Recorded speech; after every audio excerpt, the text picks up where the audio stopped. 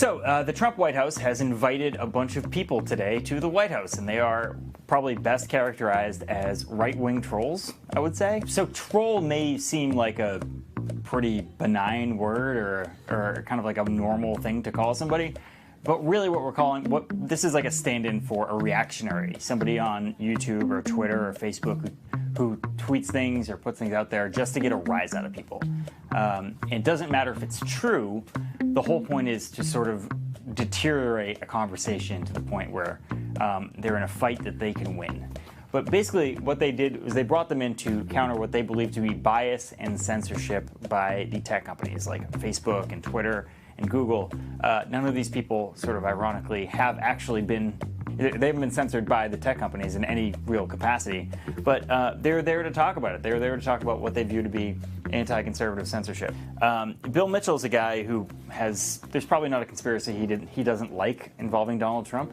He believes that the QAnon conspiracy is real. QAnon is this idea that there is a child sex trafficking ring that literally eats children that is being taken down by Donald Trump. Obviously not true, but it's the internet. You can say whatever you want.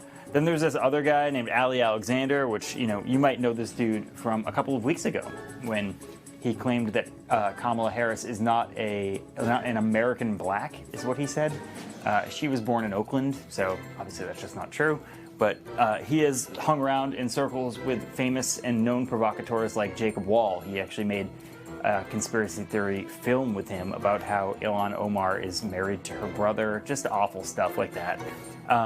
And he is at the White House today. Also, there's this guy named Tim Pool who spread the conspiracy theory that Seth Rich was actually the leaker of the DNC emails and it had nothing to do with Russia.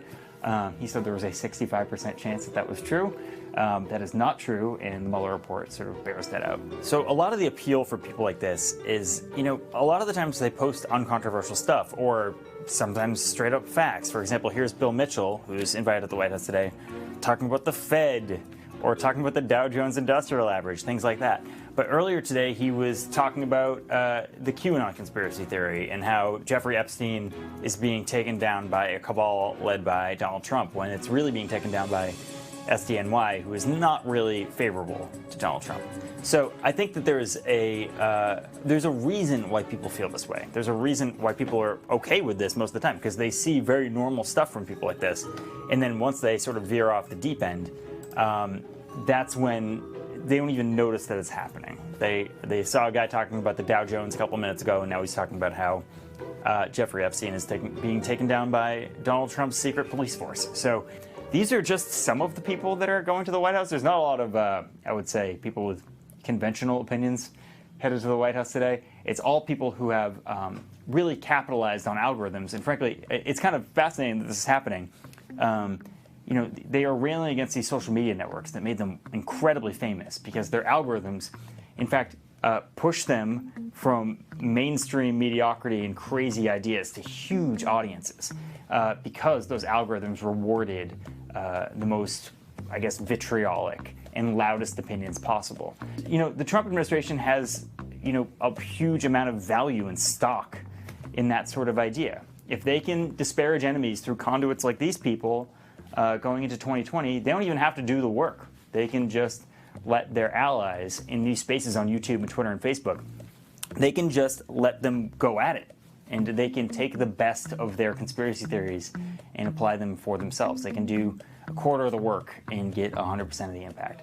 So that's really what this is about today. This isn't about censorship or anything like that. This is about an anger at tech companies for retailoring their algorithms away from the loudest possible idea and towards maybe healthier discussions and regular content.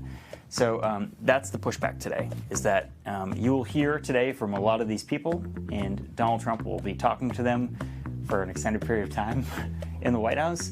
And then afterwards, maybe you will see more of their conspiracy theories and sort of crazy ideas pop up in 2020.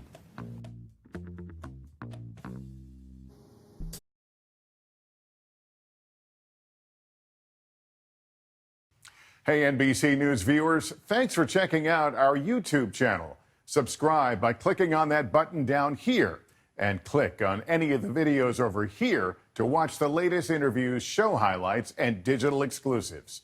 Thanks for watching.